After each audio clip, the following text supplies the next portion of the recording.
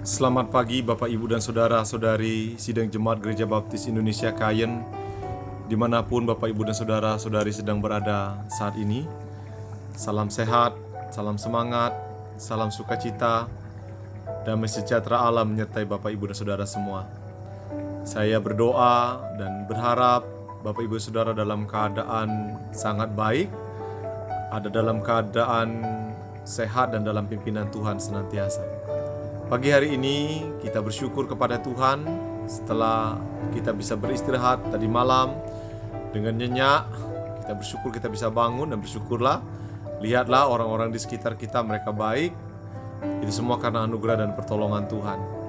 Mari kita merenungkan kebenaran firman Tuhan sebagai dasar kita dalam kehidupan hari ini.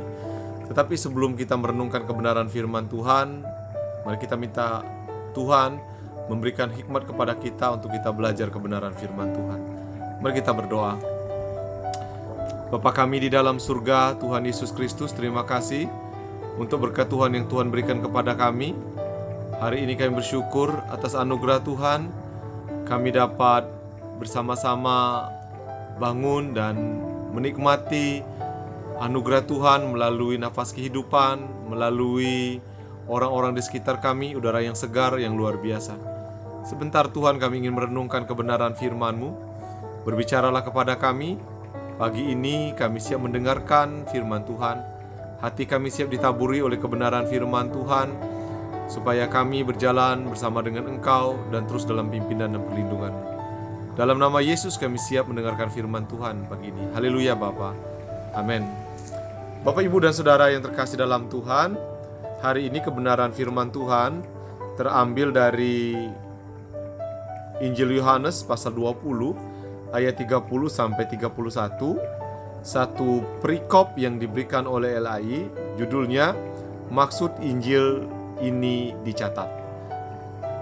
Ayat 30, memang masih banyak tanda-tanda yang dibuat Yesus di depan mata murid-muridnya yang tak tercatat dalam kitab ini.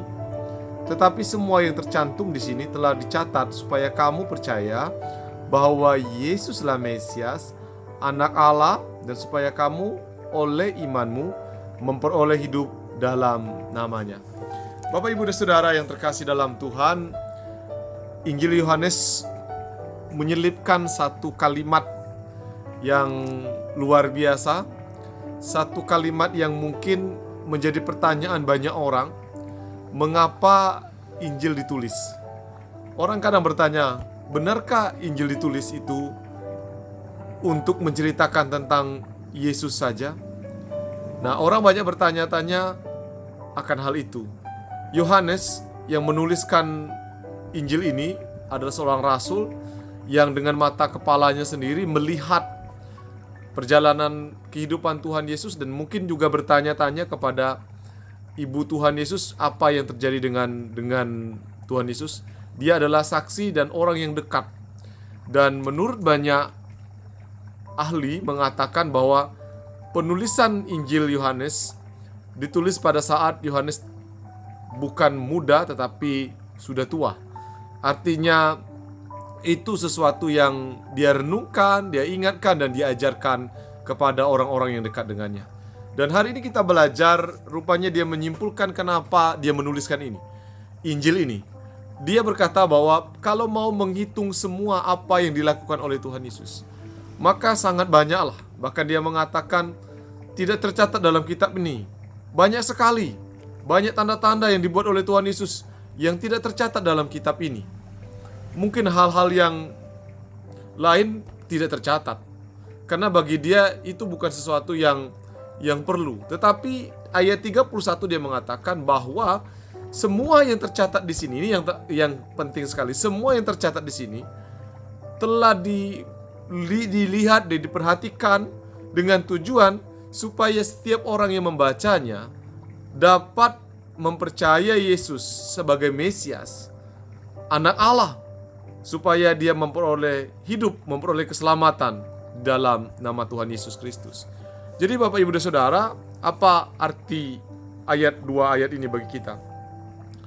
Kita bersyukur memiliki Injil ini, karena dengan Injil ini kita dapat mengerti bagaimana cara Tuhan menyelamatkan umat manusia. Bagaimana Tuhan hadir ke dalam dunia ini. Dia datang dengan sengsara, hidup dengan sengsara, dan meninggal pula dengan sengsara, tapi bangkit pada hari yang ketiga.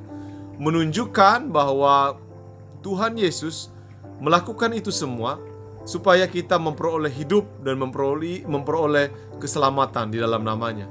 Jadi bersyukurlah kita yang menerima Yesus sebagai Tuhan dan Juru Selamat. Karena melalui itu kita mengerti benar bahwa Tuhan Yesus betul-betul Juru Selamat, satu-satunya yang membawa kita kepada kehidupan kekal. Jadi ini penting sekali untuk kita miliki sebagai dasar iman kita. Melalui pembacaan Alkitab, Perjanjian Lama dan Perjanjian Baru, kita mengerti bahwa Kristus adalah Mesias, anak Allah. Allah itu sendiri yang dijanjikan oleh para nabi untuk datang ke dalam dunia ini. Dengan tujuan supaya kita memperoleh hidup dan memperoleh keselamatan. Selamat pagi semuanya, Tuhan Yesus memberkati. Mari kita berdoa. Terima kasih Tuhan, kami diberkati melalui renungan singkat pagi ini. Sungguh renungan ini sungguh menguatkan kami sebagai keyakinan kami bahwa Engkau adalah Juru Selamat. Kami tahu persis Tuhan bahwa Engkau tercatatkan dalam Injil ini supaya kami mengerti bahwa pengorbanan begitu luar biasa, bahwa cara-Mu menyelamatkan kami untuk membawa kami kepada hidup kekal sungguh luar biasa. Terima kasih Tuhan untuk segala pengorbanan-Mu. Terima kasih Yesus, kami bersyukur dan kami menyerahkan kehidupan kami sepanjang hari ini ke dalam tangan-Mu. Biarlah hidup kami berkenan di hadapan-Mu, selalu memuliakan Engkau dan selalu menyenangkan hati-Mu. Beri kami hikmat untuk mengelola apapun yang Tuhan percayakan kepada kami. Dalam nama Yesus kami bersyukur. Haleluya Bapa. Amin.